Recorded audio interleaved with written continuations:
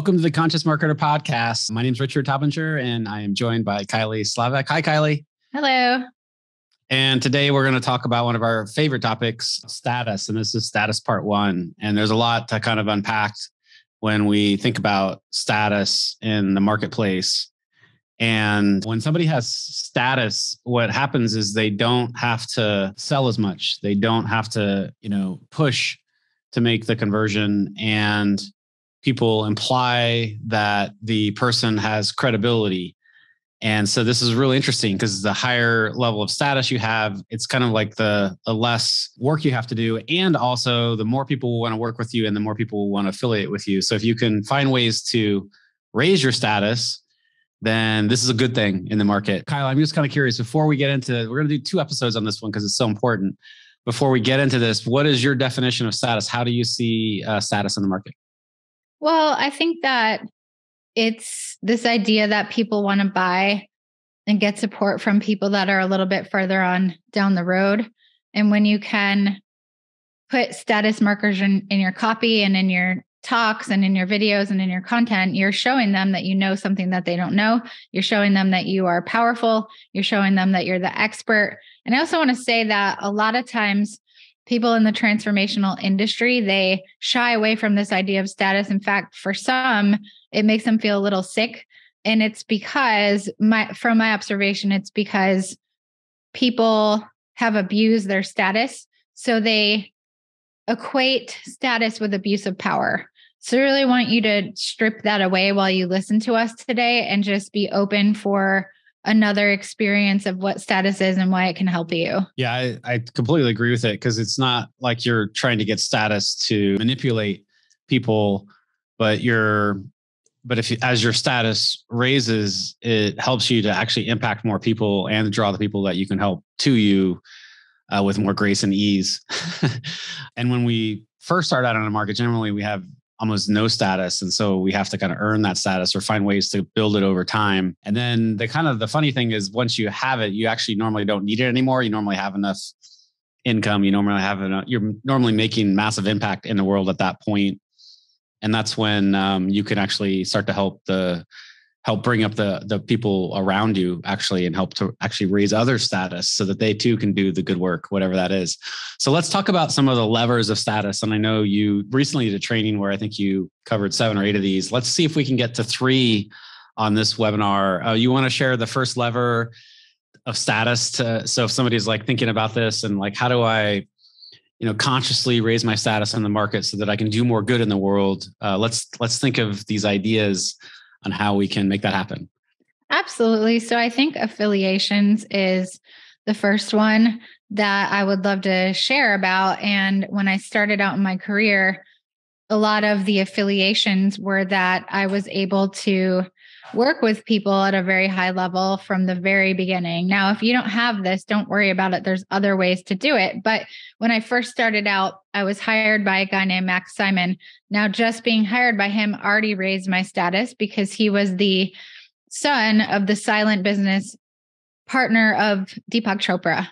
So I could already say I'm trained by the son of the silent business partner of Deepak Chopra. And that already raised my status for some people because now I'm affiliating myself with Deepak and I've never even talked to him. And it's not that I'm affiliating myself with him in a direct way, because that would be a lie. I never met him, never talked to him, but I'm affiliating myself with him through one degree of separation because he was part of Max's life, Max's whole life. And Max had him on speed dial and they were good friends.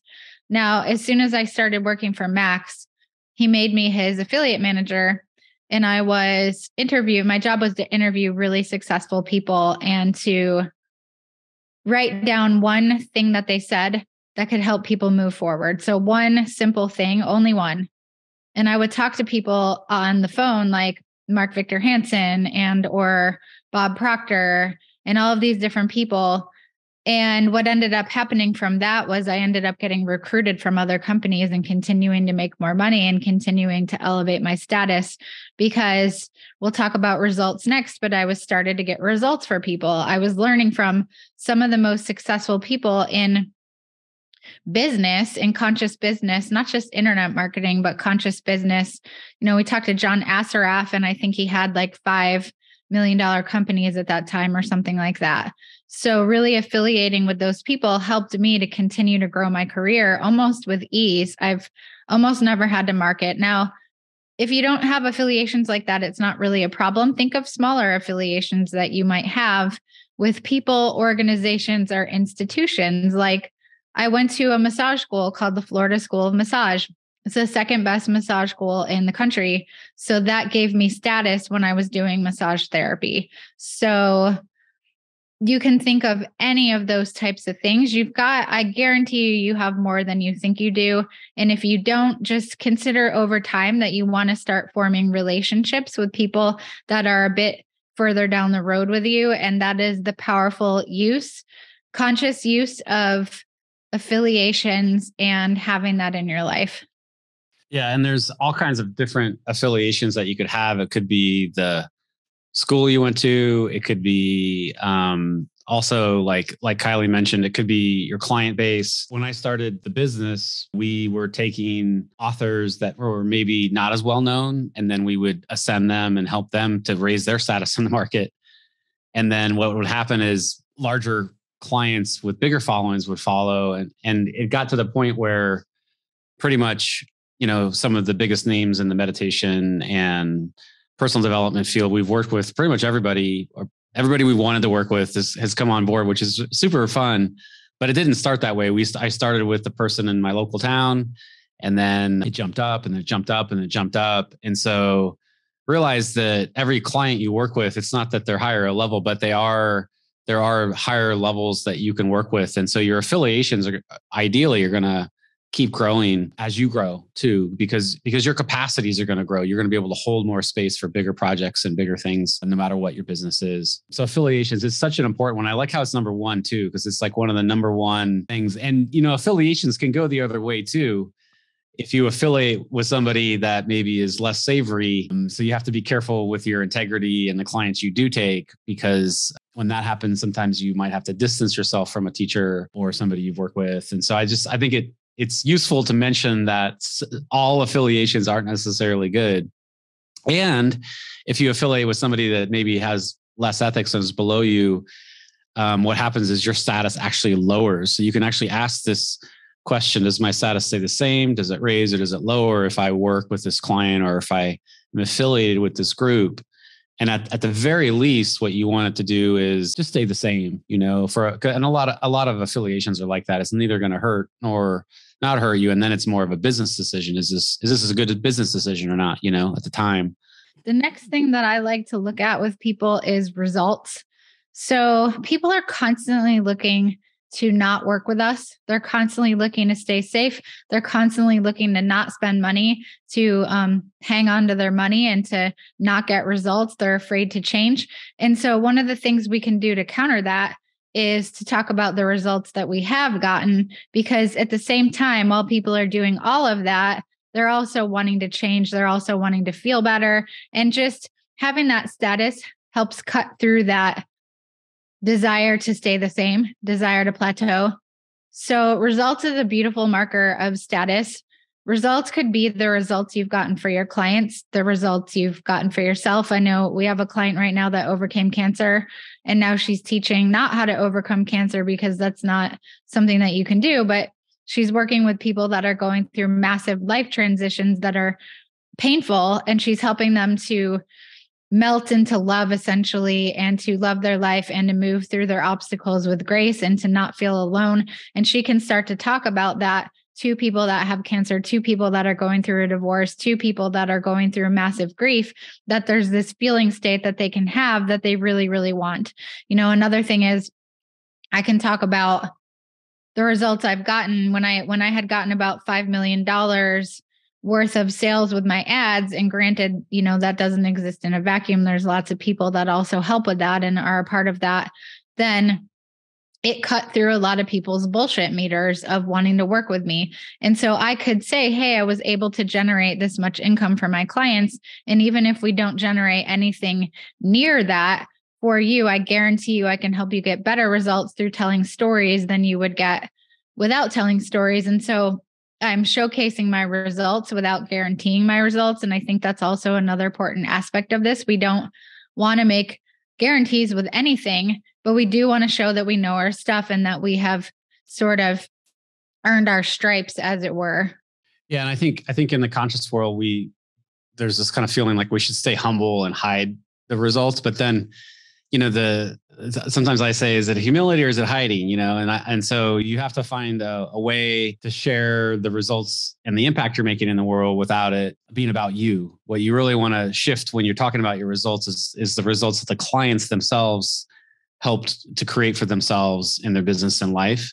And so this shifts it away from like, hey, like Kylie said there, it was a team effort when we did this thing, So you've got to like make sure that you're giving the client credit. There's nothing more cringeworthy when I hear a coach or a consultant or launch person say, I got this result for my client. And I know full and well that not only did they not do it, it was their team. And then not only that, it was the client and the client's assistants. And it's always a team. This launch game and online business is a team sport.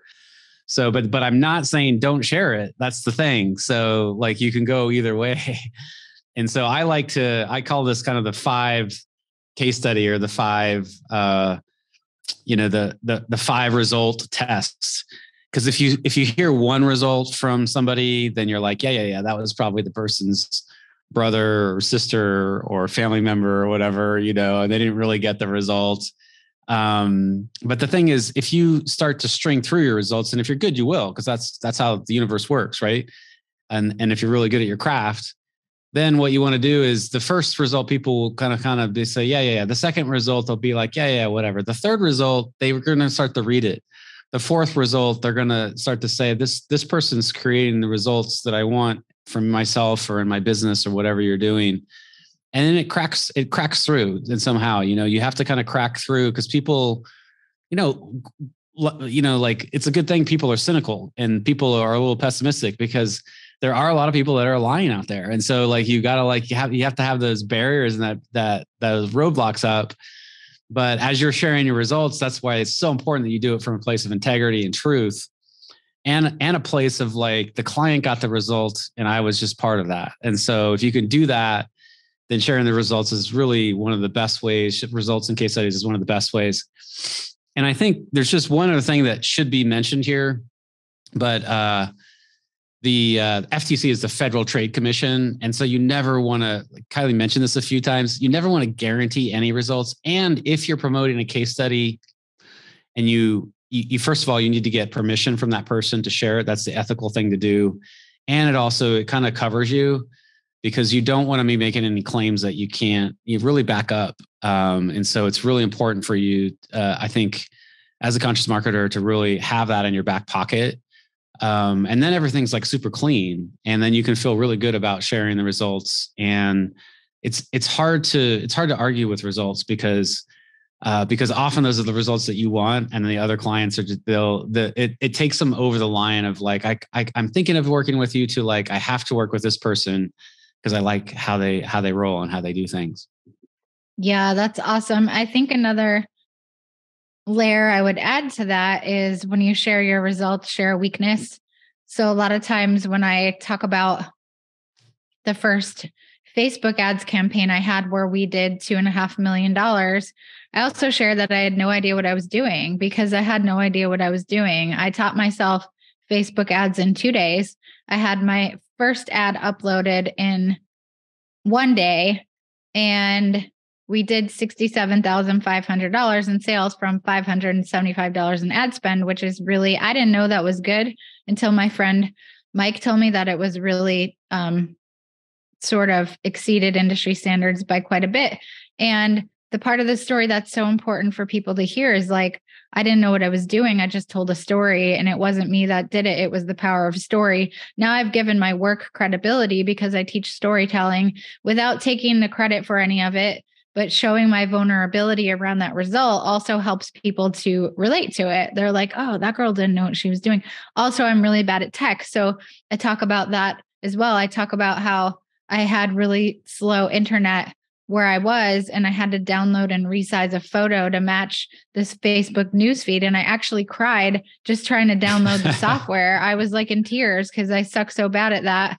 And it took me longer to download a photo, download a software, download a photo, resize the photo, re-upload the photo than it took me to learn how to run the ads in the first place. And I was very, very, very upset. So when I share that part of the story too, it does make it more relatable, and people start to think, if she can do it, I can do it. And when we share our results, it's not chest beating, it's not bragging. It's really to give people that feeling of, if she or he can do it, I can probably do it too. That's where we're coming from with all of this. None of this is about us. All of it is about them and helping them feel safe and helping them say, yeah, I really want to live my full potential in this certain aspect of life that you're there to help them with. Yeah, that's so good. It also kind of reminds me that all the superheroes have like some weakness too, it's kind of like built in. So we all have like these cracks and holes, and often those are the same things that your people that want to work with you are struggling with too. So by sharing those openly, which is just the truth, then you're forming a real connection and a real bond with the people who want to work with you. Makes it much more believable. Let's get on to the third leverage for status, part one. We'll do part two in the next episode. So the third lever of status is education and certifications. And do you want to share a little bit about how you can use these to increase your status in the market, Kylie? Sure. Well, I think that people in the transformational space have a tendency to get so much education and so many certifications that it's almost like, oh my God. So you don't want to put out a laundry list of 17 certifications because then it gets confusing. But if you're making a certain offer, you want to then say, like, this is who I studied with. This is who I learned this from. This is where I got certified. This is what we learned. And that does help people feel safe. Again, when I went to the Florida School of Massage, and that was such a great school, and it was almost like the gold standard for massage therapy, clients would trust me more. Potential clients did trust me more because of that school. Now that bleeds over a little bit into affiliations, but it's also education, certification. If you went to a really good college that people respect, that people know, then talk about that, even if it's unrelated to what it is that you're offering. Maybe you're a Reiki master, but you went to, Vanderbilt or something like that. Or maybe you're a acupuncturist, but you went to nursing school. You want to also be able to share some of those things with your would-be clients and audience, because it automatically cuts through that bullshit meter that people have, especially in our industry where we're doing like healing work and consciousness work. People already have kind of a bullshit meter with it that it's our responsibility to counter. So even if we have a bachelor's degree from a school no one's heard of, we still want to talk about that. And then you layer your certifications on top of that. If you didn't go to school at all, that's fine, because you went to the school of life, and you can even talk about that. Yeah, sometimes the certifications is just a life experience. So education can kind of be a broad term. It's kind of funny too, because sometimes you can be in a field, or if you shifted field, some of your old certifications aren't worthy anymore. They actually don't move the needle at all, or they're so you have to use the right ones in the right circumstance. But I think I think Kylie pointed it out. One of the things we see is people list this like laundry list of every person they've ever taken a workshop from, and that really decreases your status. I'd much rather work with somebody who spent, 5 years as the primary apprentice to this person or studying this system, because then I know they went really deep. So I think it's about deep certifications, deep knowledge. And that, often too, I would say, I think the masters in their game, they tend to say, I studied this system, but I do it in this way. And they found a way to make it their own, and they've built on it on their own strengths too. And so I think that's okay as well to mention that you're using this method, but you also have your own twist on it. So yeah, and education and certifications, there's so many education and certification programs out there. What I will say as a, I don't know if it's a warning, but more a piece of advice that you're not asking, but this is a podcast. You're listening to me, so maybe you want it. Don't wait to launch for the certification. Don't feel like you need the certification to go. Don't feel like you have to have the certification. If you didn't go to Harvard or you didn't study with the ascended masters in the other world or whatever it is, whatever your thing is, you don't necessarily have to have that. And sometimes you're so clear on how you want to help people and you're so sincere, the universe gives you everything you need to make it happen for people. And so don't let a certification ever stop you. And if you have a certification, even better. And I think too, if you do have 10 or 17 or something like that, that's not a bad thing, but just share the ones that are relevant to what it is that you're selling or offering. Because a lot of times we might have that top 2 and 3 that's really going to show, hey, I know how to do this thing. So just be selective, share different ones at different times when it's appropriate and when it matches your goal of what you're trying to accomplish. That's a great point, Kylie. Choose the story that is the right one for the moment. Yeah. Mm-hmm. All right. Thanks, everybody, for joining us on this episode of the Conscious Marketer Podcast. This was status part 1. We'll get to part 2 in the next episode. And if you want to get the show notes, you can go to consciousmarketer.com/podcast. And this episode is sponsored by, it's sponsored by nobody. We don't run any ads here, but all we do ask is that you go to Apple and leave a review. That really matters. We have a goal to get this podcast into the top 100 marketing podcasts. And apparently a big function of that is whether it's a review. So if you've enjoyed what you've heard today, share it with others and leave us a review. We would greatly appreciate that. Thanks, everybody. And we'll see you on the next episode. Bye for now.